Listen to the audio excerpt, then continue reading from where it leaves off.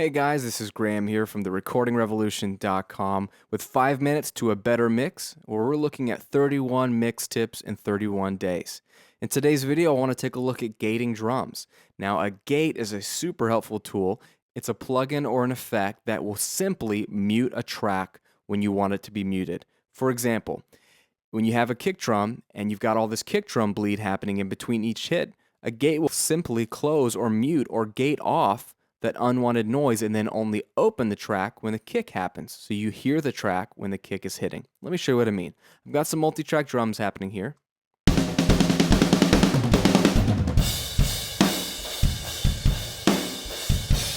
Let's just solo just the kick drum.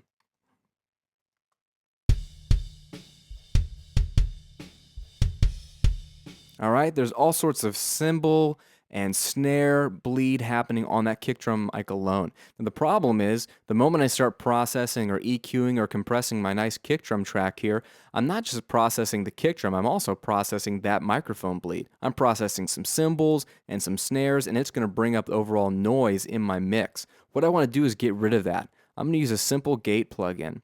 This is the free one that comes with Pro Tools. And any DAW is going to have a gate. And if you take a look at the controls, it's going to look really familiar. You're going to have things like a threshold and ratio and attack and release. So what I'm going to do is set the ratio super high, 100 to 1. So when this thing kicks in, it is really going to mute everything in between the kick drum hit. I'm going to press play and I'm going to adjust the threshold from really, really low until it's only opening when the kick drum hits. Let's take a listen.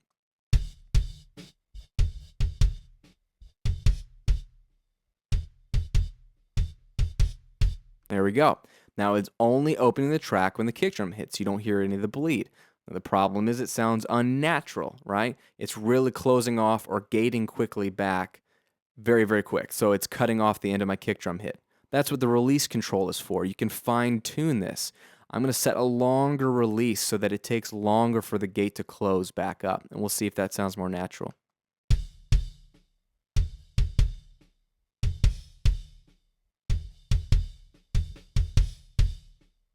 Much better. Now again, let's compare it with the bypass.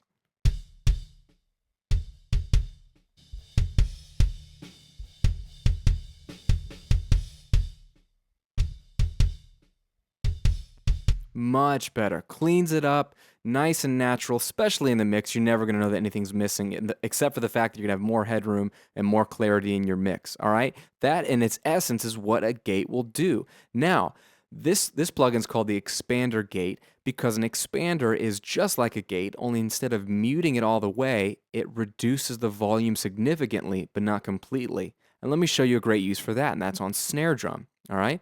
Now, Snare Drum has so many different nuances, and the drummer's going to hit it lighter than other times, just like a kick drum, but sometimes you really don't want to just mute every single hit in between a snare. Let me listen to this snare by itself first.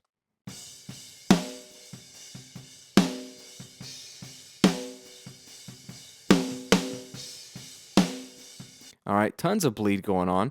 So you would think, let's put a gate on it, clean it up, but let me show you a better option. We'll use the expander again. But this time, I'm going to use a Snare Expander preset. And look what it chooses to do. It chooses to put a ratio of just like 1.5 or 1.4 to 1, meaning it's not closing down nearly as hard as the 100 to 1 ratio.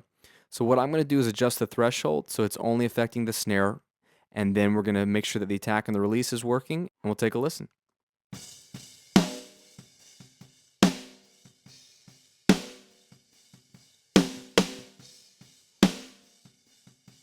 You hear that? You can still hear the bleed a little bit, the kick and the cymbals washing, but it's really, really reduced. We'll bypass and compare.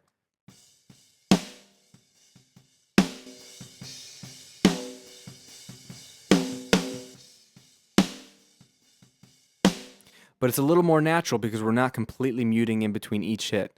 And that's all the expander is versus a gate. One completely mutes it and the other just softens it.